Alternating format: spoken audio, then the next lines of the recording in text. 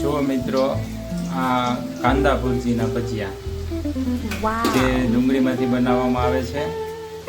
ડુંગળી ને ચણાનો લોટ એ બંને મિક્સ કરી અને આ રીતનો માવો બનાવવાનો હોય અને પછી આવા ભજીયા પાડવાના હોય. તો આ રીતે ટેસ્ટમાં બહુ મસ્ત લાગે આપણને કાંદા ભુરજીના ભજીયા. જો આ રીતે થોડી વાર એને ક્રિસ્પી થવા દેવાના. અત્યારે હજી થોડા કાચા છે. પછી આનો કલર બ્રાઉન થઈ જાય ને ત્યાં સુધી આને તેલમાં ફ્રાય કરવાના, એટલે ખાવામાં આપણને મજા આવે મિત્રો. અને અત્યારે ત્રણ કારીગરો આ ભજીયા બનાવી રહ્યા છે. જો હા, અને આની પહેલા આ બટેટાની ચિપ્સના ભજીયા પણ બનાવ્યા છે. પછી આ મેથીના ગોટા છે. હજી કેળાના બનાવવાના બાકી છે, એ પણ આપણે સ્ટેપ બાય સ્ટેપ વિડીયોમાં આગળ જોઈશું મિત્રો. હવે આ ડુંગળીના કાંદા ભુરજી ભજીયા જે કહેવાય છે એ બનીને તૈયાર થઈ ગયા છે. જો એકદમ બ્રાઉન કલરના અને ક્રિસ્પી.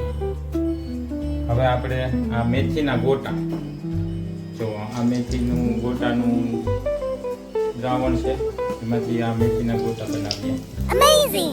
મેથીના ગોટા ખાવા કોને પસંદ છે મિત્રો, કોમેન્ટમાં જરૂર જણાવજો. જો તમે જોઈ શકો છો એકદમ હાથેથી જ આ બધું બનાવવામાં આવતું હોય છે.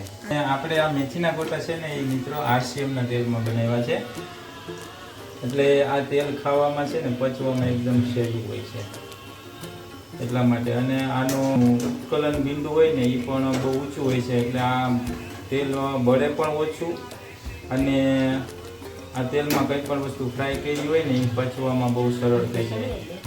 આ રીતે તો આમ મેથીના ગોટા અત્યારે ચડે છે, થોડી વાર આપણે એને પાકવા દઈશું. જુઓ મિત્રો, હવે થોડી વારમાં મેથીના ગોટા બનીને તૈયાર થઈ જશે.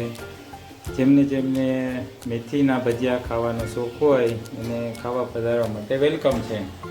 અને આ બીજા અલગ અલગ પ્રકારના ભજીયા બનાવવા માટેનું જો આ બધો લોટ બાંધેલો તૈયાર છે. જુઓ આ કેળા કટિંગ થઈને તૈયાર છે. આનાથી આપણે કેળાના ભજીયા બનાવશું. પછી આ બટેટાની ચિપ્સ છે ખમણેલી, એનાથી બટેટાના ભજીયા બનશે. આ મરચાંના પટ્ટી ભજીયા બનાવવા માટે મરચાંનો આપણે ચીરિયા કરી નાખ્યા છે. અને આ મેથીમાં ભેળવવા માટે આ મરચાં છે એ કટિંગ કરેલ મરચાં મેથીમાં ભેળવવા માટે. આ મેથીના ગોટાનો લોટ બાંધેલો છે.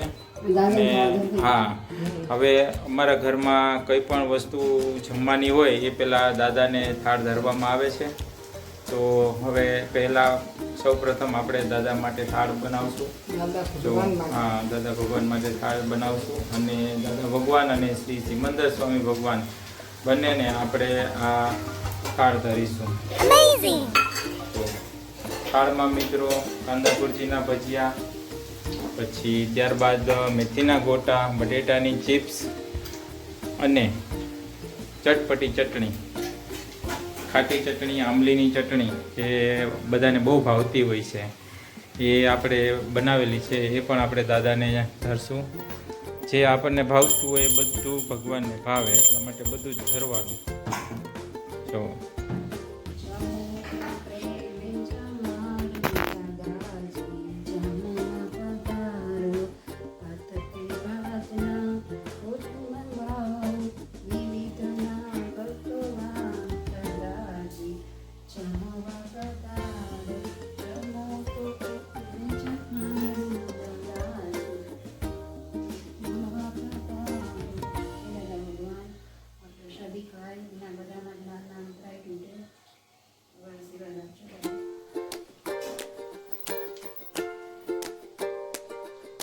દાદાને થાળ ધરાય છે, શ્રી સિમંદર સ્વામીને થાળ ધરાય છે અને નિરૂમાને પણ આ પ્રસાદીનો થાળ ધરાઈ રહ્યો છે. જો મિત્રો, હવે બટેટાની ચિપ્સના ભજીયા આપણે પાડવા જઈ રહ્યા છીએ. એને માટે પહેલાં બટેટાને ખમણી નાખેલા હોય અને ત્યારબાદ આ ચણાના લોટમાં એને બોળવામાં આવે અને પછી જો આ રીતે તેલમાં નાખવામાં આવે. જો જો અત્યારે મારી મમ્મી હાથેથી બટેટાના ભજીયા પાડી રહ્યા છે. મમ્મી, આ બટેટાના ભજીયાને આપણે છેલ્લે કેમ પાડતા હોઈએ છીએ? એટલે મેથીના ભજીયાને આપણે પહેલા પાડી નાખીએ અને બટેટાના ભજીયાને તમે પાછળ રાખો, એવું એનું શું કારણ? હા, અને બટેટાના ભજીયા પહેલા નાખીએ તો કંઈક આમ તેલ રાતું થઈ જાય ને એવું તમે કહેતા હતા, એ શું હોય? હા, બરોબર. હા હા, તો આ બટેટાના ભજીયામાં એવું કંઈ ના થાય ને? હા, તો બટેટાના ભજીયા આપણે અત્યારે નાખી દીધા છે અને કેળાના ભજીયા આપણે છેલ્લે બનાવશું, એવું કરવું છે ને? હા. બધા ભજીયા આપણે સાથે જમીશું. બરોબર. જમવાના સાથે. હા હા.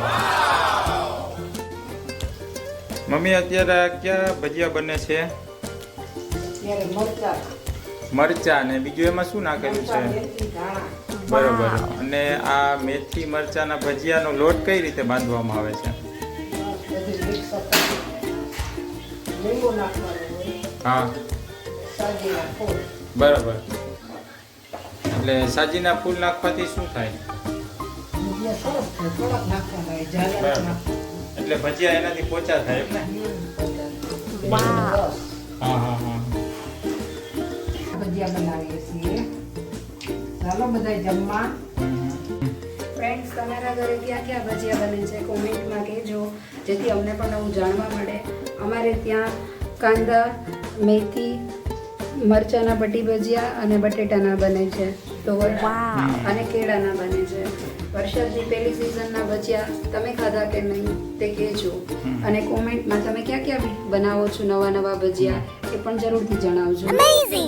હાલો, પાછા બીજા કેળાના ભજીયા અને બટેટાના ભજીયા ઉતરીને તૈયાર થઈ ગયા છે. મિત્રો, આ ભજીયા જોઈને તમને ભજીયા ખાવાનું મન થઈ ગયું. અત્યારે તો એકદમ ઠંડુ વાતાવરણ છે અને વરસાદ આગળ ધીમો ધીમો વરસતો હતો, 2 દિવસનો વરસાદ હતો, એટલે અત્યારે એવું તેલવાળું અને બધું ખાવાનું મન થઈ જાય ચટપટું, એટલે આપણે ભજીયા કર્યા છે. તો આગળ હવે અમે શીરવાનું ભજીયા બધું ખાશું.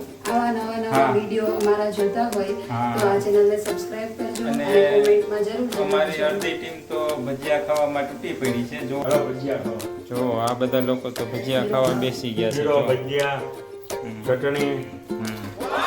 કેમ ભજીયા કેવા થયા? એક નંબર, મસ્ત. વાવ.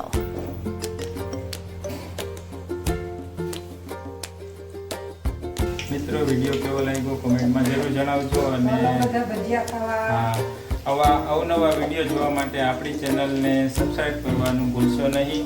વિડીયો ગમ્યો હોય તો વિડીયોને લાઈક કરજો અને આપણી ચેનલને સબસ્ક્રાઇબ કરજો, જેથી આવા અવનવા વિડીયો તમને મળતા રહે. ત્યાં સુધી બધાને બાય બાય. જય સચ્ચિદાનંદ. અવનવી રેસીપી જાણવી હોય તો અમારી ચેનલમાં સબસ્ક્રાઇબ કરજો. જય સચ્ચિદાનંદ. નવા વિડીયોમાં ફરી મળીશું. ગુડ બાય મિત્રો.